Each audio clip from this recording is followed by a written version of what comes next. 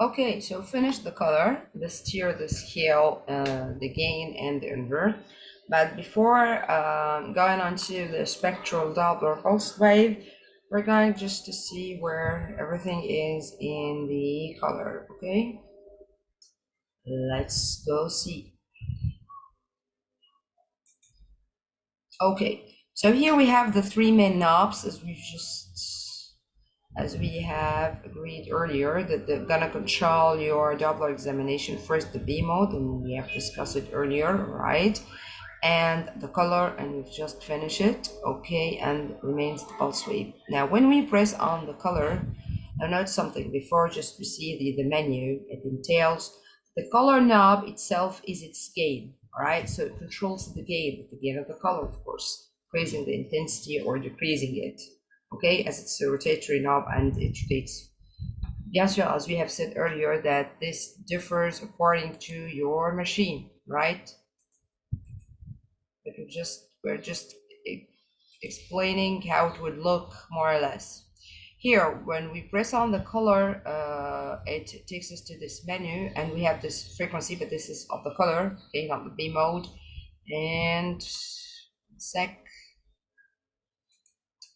Okay, here is your scale, aka the velocity, the VRF, and here's your steer. There is the invert function that we have mentioned earlier. There's something called wall filter that we're gonna discuss later at the end of the lecture. Okay, so this is more or less the functions of the color. Let's go see our pulsed wave. Okay. Okay. No. All right. Here. Okay. So now the pulsed wave. Now this is again the roadmap, our roadmap. We have here the points that we're going to discuss in the pulsed wave. We have here a little more points than before, but they're easy, inshallah. We have here three main points of the spectral color Doppler pulse wave, okay? These are the sample volume, the angle, and the speed. These are three S's, okay? Plus the 4 points of the color, the ISIS, the steer and the scale and the gain and the inversion function. 2 extra, these are the baseline and the wall filter, okay? So these are the 9 points of the pulsed wave. Now let's see how this works. Okay, this is the knob of the pulse wave, and it will get us to this screen. Now there is two very important things. Now this is the sample volume and the angle, okay, and will appear to us this lines, this tall line you can control with your trackball, is it the Doppler line? And this is your sample volume, this like the equal mark, equal mark. This determines your sample volume, okay? And this little stick here, this is your angle or angle correction. This is your angle or angle correction, okay? Now, the sample volume, we have two rules as to how to set your sample volume and where to put it. One, it has to be in the third. This is the sample volume, okay? Here, the sample volume has to be in the middle. This is the mark of the sample volume. It has to be in the middle of your vessel, okay? Because there is here the laminar flow of the middle of your vessel with the highest velocity, and it has to be just 1/3. So your rule is it has to be in the middle third and to be 1/3 only. Again, again. Okay, okay. Here. This is very important. Okay. What are the two rules of the sample volume? You have to set it to be in the middle. Okay, here it is in the middle. And it has to be not too very large as to enclose the whole of the vessel, or very small. It has to be around 1/3 of it. So it has to be in the middle, okay, and it has to be also the size around 1/3 of the vessel. These are the two rules of how to set your sample volume size, your sample volume. This is very important. Okay,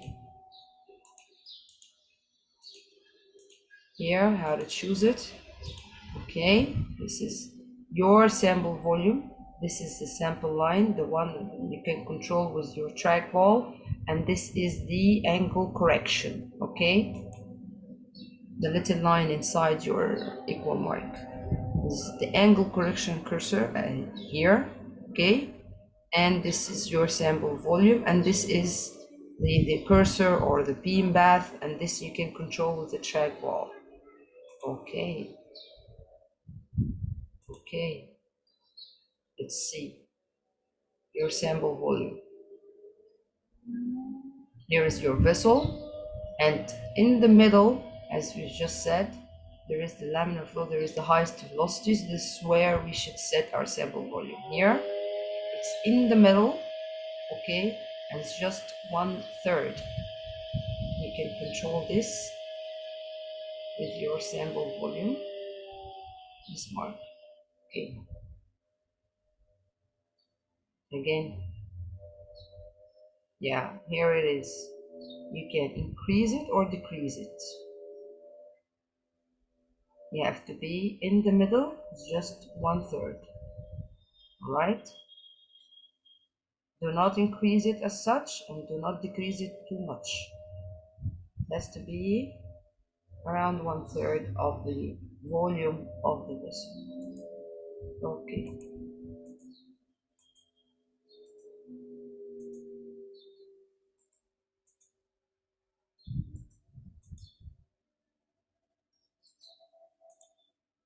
All right. So here. What about the sample volume? Is it okay? Is it sufficient? No. This is too little. Look at this. The equal, the sample volume, the equal mark here. It is too little. No, this is not sufficient. Here, what about the sample volume here? Absolutely correct. It is also too big. It's too big. It's near the half. No, it has to be just 1/3 and in the middle. Okay. Now, let's revise together and return to our sidebar here, the thousandths. Let's decipher some more. Okay, let's see.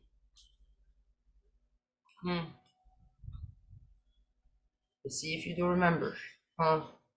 What about this? What does it refer to? Bravo, the B mode. Yeah. And in the B mode, what does this entail? The frequency. Bravo. What about this? The FR. Absolutely correct. Your frame rate. What about the D? Remember the D? We have to set it at the beginning of the first part. Absolutely correct. It's the depth. What about the G? What was it? The gain. Bravo. What about this? Remember? The dynamic range. Bravo. You're getting ahead. Here, what does this C refer to? The color mode. Absolutely right. Here, this is the frequency of the color mode. What about the G here? The gain, of course, but the gain of the color. What about this? The VRF or the velocity or the scale. Bravo. Here, this is the wall filter we're going to discuss later. And here is the pulsed wave. P, this is frequency of the pulsed wave, and this is the gain of the pulsed wave, the RF of the pulsed wave, and the wall filter, and the sample volume, and the angle we're going to discuss now, the angle. Okay, bravo. Now we've deciphered more. Okay, so this is the sample volume. Ah, this is too big. This is even outside the vessel. It is not right. And you have to note something too. This is the umbilical artery. When you increase the sample volume too much, you might involve the vein as well, this umbilical artery and vein. So here you would get faulty wave, because you have implicated the artery and the vein, right?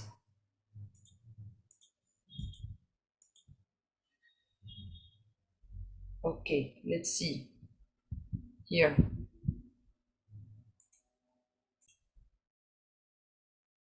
Okay, so here, what about the sample volume?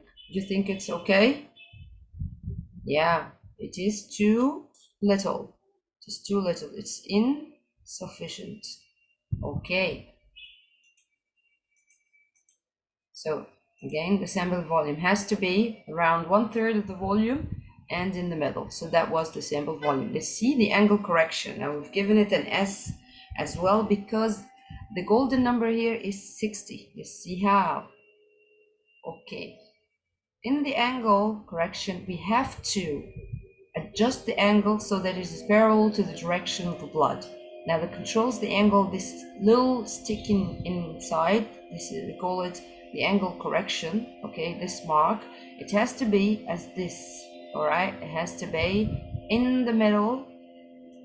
It has to be in continuity or in direction that's parallel to the direction of the blood as such. Here, you can see that it is parallel to the direction of the blood. So the angle here is correct, and it is not over 60. This will give you correct pulse wave and will give you correct velocity. Okay, as you can see here. Here is your Doppler line, and this is your sample volume. You've set it. Now start to adjust your angle. Okay, this is the angle correction. Start to adjust it so as your angle does not exceed the 60. You have to adjust it as this, parallel to the direction of the blood. If it is adjusted right and the angle is less than 60, okay, there is nothing wrong with it. But if it is more than 60, no, you have to, this is the angle correction here, it has to be 60 or less. So if you have adjusted it parallel to the direction of the blood, this is faulty. It's not in the direction of the blood. It has to be in the direction of the blood. See, now it is moving. Okay, let's see it again here. Okay. Okay. All right. See, this is the little line denoting the angle. It has to be not over 60. Now it was starting to move, as we will see. Okay, yeah. Here, 0, no. If it is in parallel with the direction of the blood and less than 60, as we've just seen, like 45 or 50, whatever, it's okay. But if it increases over 60, no, it will give you faulty speed and will not be right. Okay?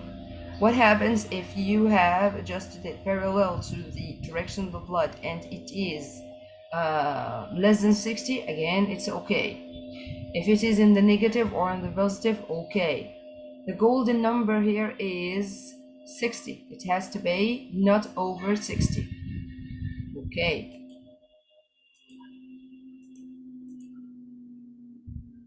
Here. Your angle correction, this is little stick here, is parallel to the direction of the blood. So it is okay. And it is written. The machine is gonna tell you on the screen the angle here. Here. I have to make sure that it is not over 60. Okay, now the speed is 100. Okay, here this is the line of the angle correction. It is parallel to the direction of the blood. Again, here, it is parallel to the direction of the bus, so it is okay. What if it is parallel and less? All right. But if it is more, no, you have to move this cursor with your trackball and move it in a manner that makes the angle 60 or less. All right. Adjust it until it is 60 or less. Okay, here, another example. Okay, here, the direction of the angle correction is okay. It's parallel to the direction of the blood, but note the angle here, it is 70. It is over the golden number 60. Note the velocity here starting to change. It was 100 in the last picture and the previous image. Now here it is 150. It's starting to give us faulty speeds. Note here again, the angle correction, it's in direction, it's okay. But here, the angle is 80. It's give us the speed of 200. Oh, this is faulty. Now, you have to keep it, yeah, in the direction of the blood, but move your cursor with the trackball until it is this way, but with the angle of 60, like the previous image. Then it's okay. It's gonna give you correct readings. Okay? But this is how to adjust your sample volume and your angle correction. Here, it has to be parallel to the direction of the blood with the angle 70. No, this is faulty. Okay. Again, what about this? How would you see this image? Is it okay? Is it okay? No, because the angle is 86. It does not matter if it is in the minus or in the negative, but here no, the angle is incorrect. Okay, it has to be in parallel to the direction of the blood and not over 60. Okay, what happens if there is a stenosis or if there is a plaque? Okay, you have to sit it as much as you can in the direction of the original direction of the blood, okay, with an angle not above 60, but we're going to elaborate this later in the carotid. Okay, now we have finished the sample volume. Two golden rules. It has to be in the middle third and it has to be not exceeding the third, and the angle correction, you have to set it parallel to the direction of the blood, not exceeding 60, whether it was in the negative or in the positive. And now we'll see the speed. These are the three S's. What about the speed? The speed is how many waves you see in your chart here.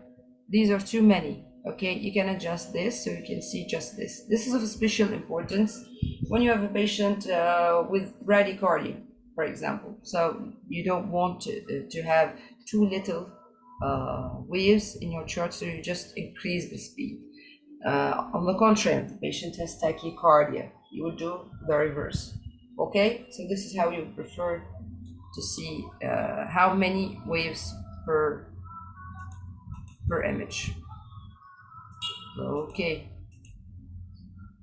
so now we finished in the pulse wave, the sample volume, the angle correction not exceeding 60, and the speed. These are the three S's. Okay, now come to this. We have the 4 points of the color. Okay, here is your screen of the spectral pulsed wave. This is the frequency of the pulsed wave and the scale, the sample volume, okay, the angle, very important, the baseline we will discuss later, and the invert function. I have this here, it's not important here. I have got the speed, just mentioned, and let's see, and the wall filter, I want to mention later as well. Okay, now starting to know where everything is. Okay, here, this is the scale or the BRF or the velocity, just as like in the color. Okay, when when there is the speed of the velocity of the blood is too high, okay, and it's not enough in here, it will start to reverse as such and complete in the negative. Just as like in the color, when there was too much, when the BRF, the set BRF is too low for the velocity of the blood, it would be all red and then reverse in blue. Remember? Here the same thing. It will all in the positive and will start to reverse in the negative because the BRF is not sufficient. Okay? So what to do then? We will increase the BRF just as we did in the color. Okay?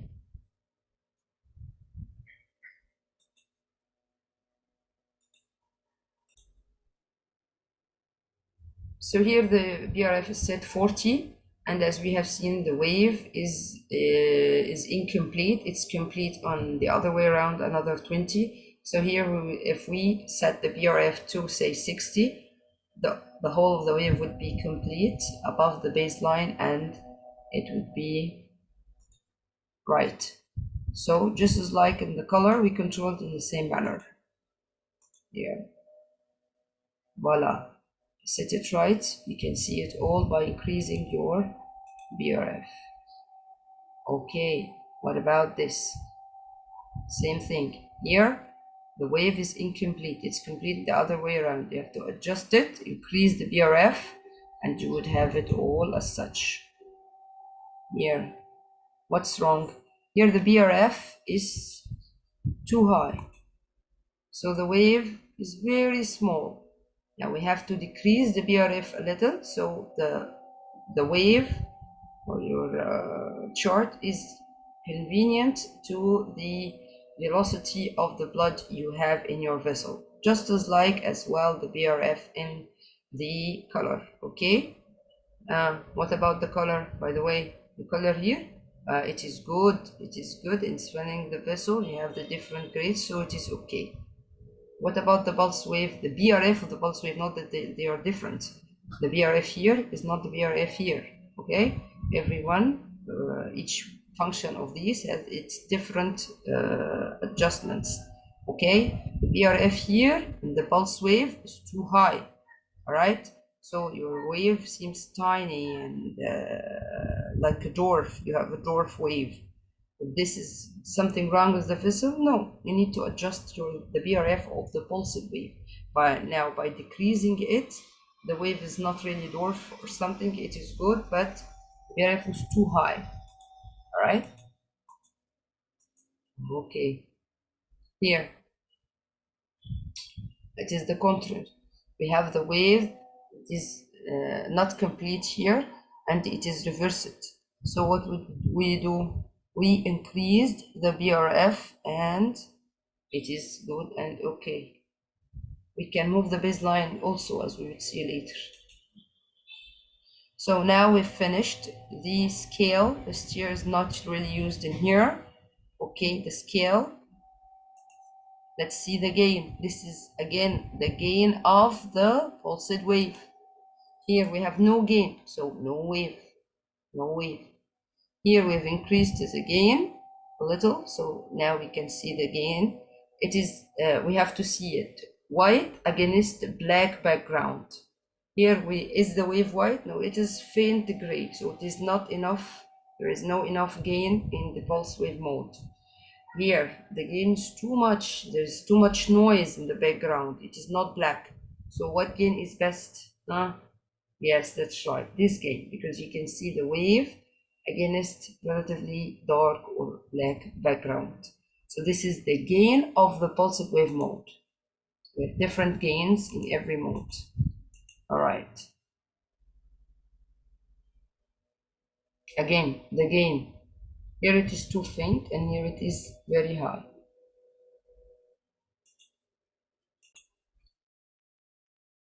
Also note something, that changing the gain in your pulse wave mode changes the velocity it displays. So you have to set the gain right so it does not give you faulty readings in the speed or the velocity. Okay, let's check this. Okay, now as you can see here, the changing the gain affects the velocity. Here the gain is low, it demonstrates or displays less velocity. And here it is more. Now, which one would you say is better? Huh? Yeah, this one, because it has more gain and you can see the wave clearly. Okay, but this one, this is faint. It's not sufficient. So this one is better. Just want to make you see that it affects the velocity as well. Okay, not just the color. So it's important to set it right. Okay, again, we have here three images. Okay, A, B, and C. My question to you, which one would you find better? Yes, that's right. B, because you can see the wave right against relatively black background. Here the background is noisy. It's not black. And it's too white. Okay, but the background is noisy. No, the gain here is too much. Here the gain is faint. You can hardly see. It is gray, The rule is you have to see the wave white against the black background. Here it is proper gain and will display proper speed, and it will be okay. Voila. Now we finished the steering set. It's not really important. Finish the scale and the gain. Means the invert function. Just as like in the color, here it's where it is, whether it is above the baseline or below the baseline, just like in the color. They are the same velocities, the same everything, but here it is below the baseline, here it is above the baseline, just because of the invert function. Just pay attention to this so as not to be confused as well, just as we said in the color. The wave is okay, but the invert function is pressed on. Okay, just pay attention that it exists. Okay.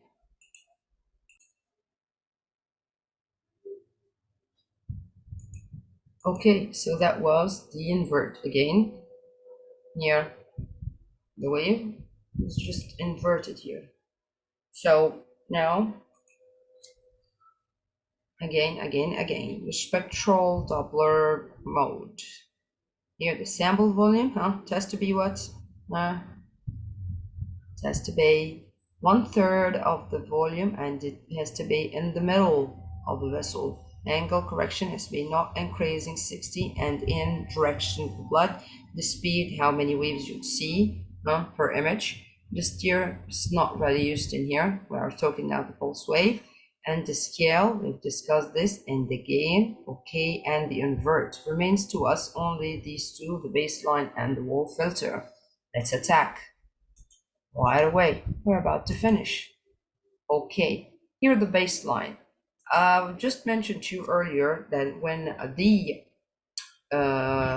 velocity was high, so that part of it is inverted here on the negative side, and one of the solutions was to do what? Was to adjust your BRF of the pulse mode. Now you can also, another solution, adjust the baseline. Okay, now if you lower your baseline, all right, you can get this wave right. Let's see how we can do this. Okay, voila. And we've lowered the baseline, so the whole of the wave is okay. Okay, so again, when we see, when we see a wave like this, this means that the velocity is too high, so it has to be reversed. So you can do two things, as we have discussed earlier in the BRF of the pulse speed. You can increase the BRF, or now we are discovering something else, that's the baseline. You can lower the baseline. This will solve this here. We have lowered the baseline, so we have the wave correct here. Another example, here the wave is incomplete. It's reversed on the other negative side. So you have two solutions, either to increase the BRF or to lower the baseline. Here they have lowered the baseline. Okay. Again, the same thing. Okay.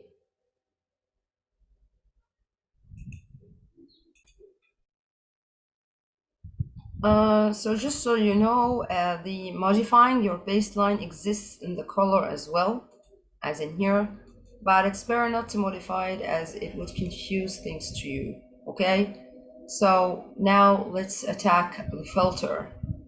Okay, what is this filter? Let's discover, explore it together. Okay, so we have here our charts and say our wave, okay, our velocities is as such.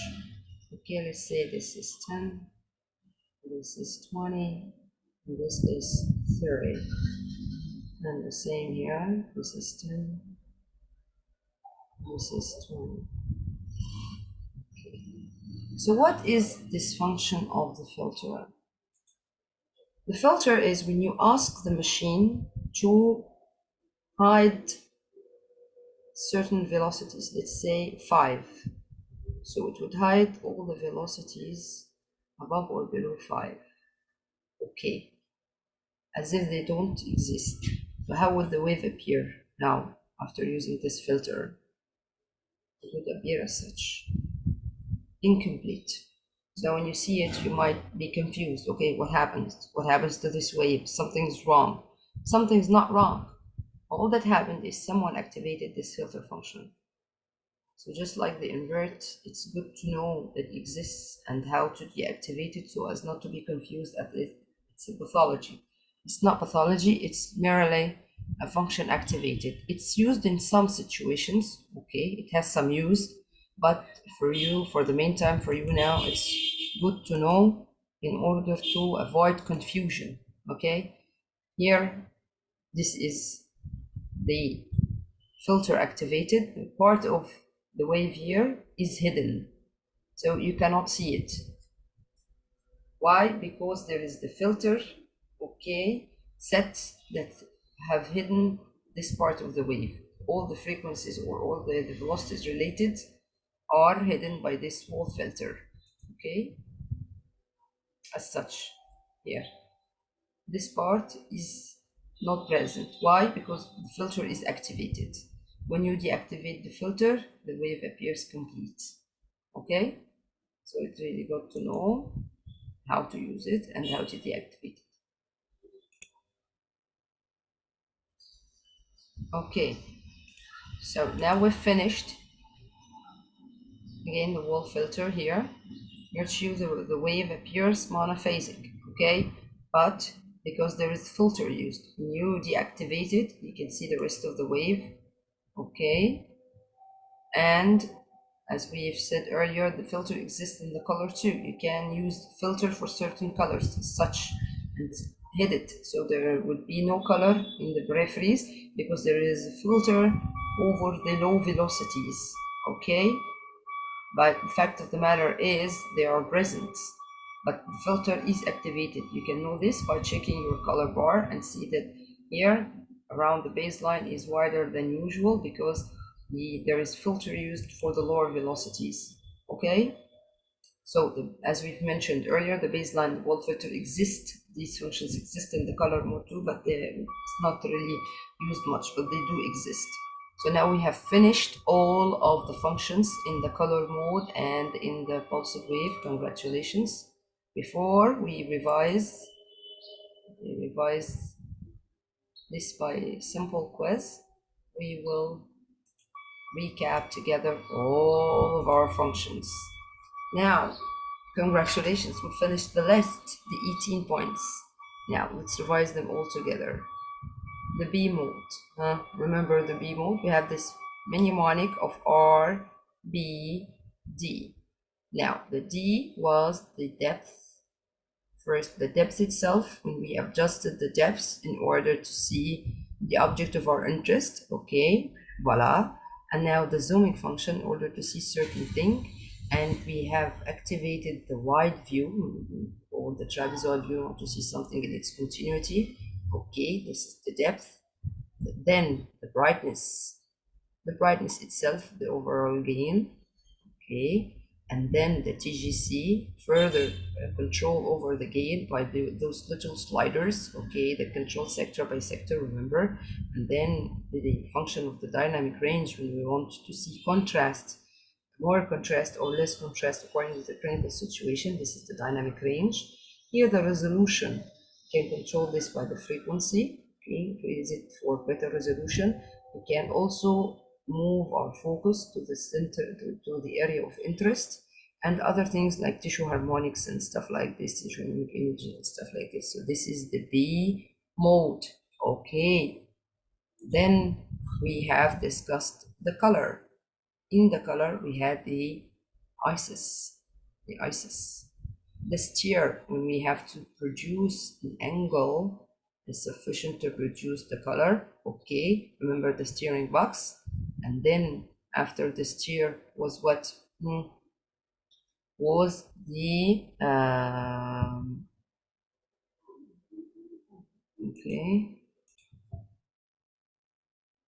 Okay, after the steer, we've got the I, increase or decrease the gain, okay.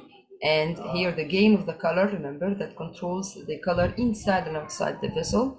Then the scale or the BRF or the velocity, remember how we can adjust it and control the color inside the vessels, okay. And the last thing is the invert function, and the other two extra we have discussed in the last and at the end of the lecture. That was the wall filter exists here too, and the baseline, it exists here too. Now comes the pulsed wave.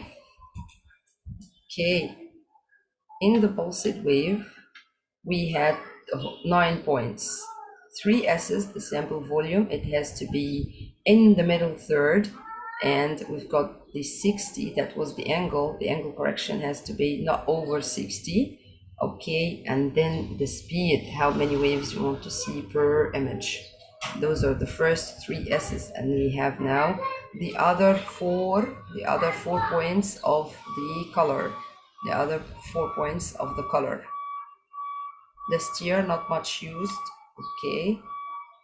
The steer, not much used here.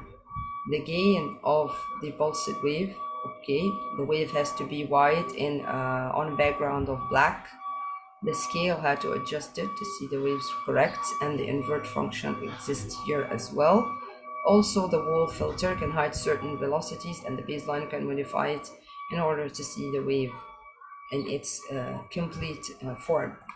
Okay, so that is the whole of the 18 points. You'll get to know them one by one by practice. Okay, and now let's see our little quiz. Okay, let's attack. Here, if I want to see my pancreas, okay, here, what do I have to do in order to make this better? Okay, yeah, absolutely correct. Okay, absolutely correct. I have to modify here what function? The depth. Bravo, bravo. I have to modify the depth in order to make the object of my interest, that is the pancreas, in the center of the image, and not to make all of this with no use. Bravo. Okay, next.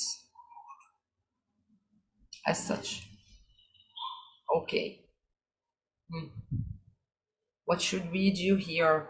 Okay, we have a wave. That part of it is incomplete and it's reversed to the other side. So what do we do here? We said that there are two solutions. Remember together. Yeah, we can increase the BRF or what? Bravo. Modify the baseline. Bravo. We've all got it correct. The two solutions. Let's see what we have done here. Okay, in order to, yeah, what did we do here? We have increased the BRF in order to have the wave in its continuity. Okay, we're getting there. Okay, here you have this situation. You've turned your color on, and this is what you see. Now, how to adjust? Bravo. This means what the aliasing is inside and outside. This means what is in the fault. Is it the BRF or the gain? Absolutely correct. Bravo. It is the gain. So you have to do what?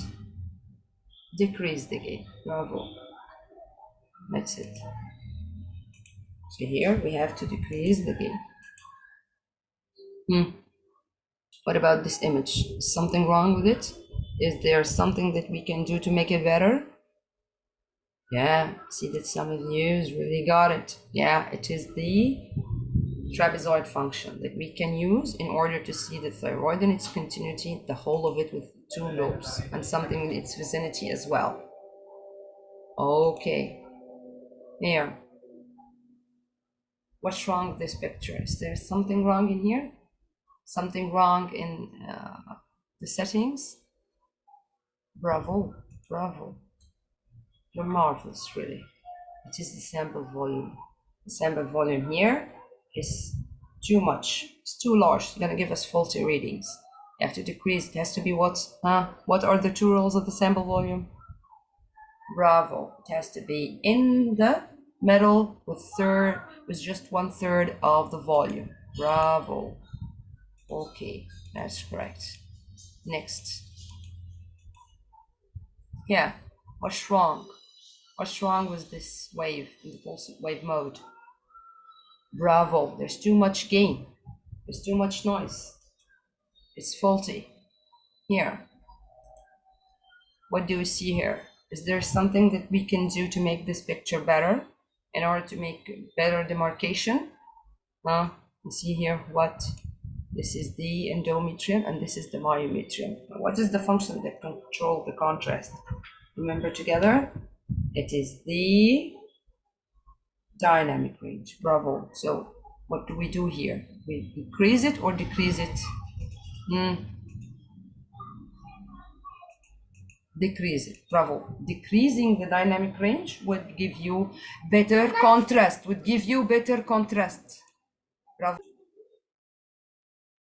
Okay, so next here, what's wrong with this?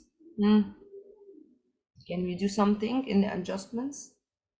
Yeah, here we see that there is alias or too much color. Where? Inside. So who is in the fault? Bravo. It is the BRF, the scale. So what should we do? Whether we increase it or decrease it? Bravo. Absolutely correct. Really getting ahead with it. We would increase the BRF. Too much color equals increasing the BRF. Bravo. Bravo. Okay. Here. This wave is above and below the baseline. What do we do in order to adjust it? Bravo. We can lower the baseline or increase the BRF. Absolutely correct. Here we have done what? We've moved the baseline. Absolutely correct. Okay, now the last one. Is there something wrong here? Look carefully. No. It is now we are in the pulse wave mode, apparently. Now the sample volume, is it okay? It's okay. What about the angle correction? The angle is absolutely correct. It's wrong. It has to be what? Less than 60. Bravo, bravo, bravo. Congratulations. Now finished your machine settings. And thank you. Just to remind you, you have to do very much practicing. I have to remember yourself. It's not just a list. Try to remember it and you'll get there with practice. Thank you.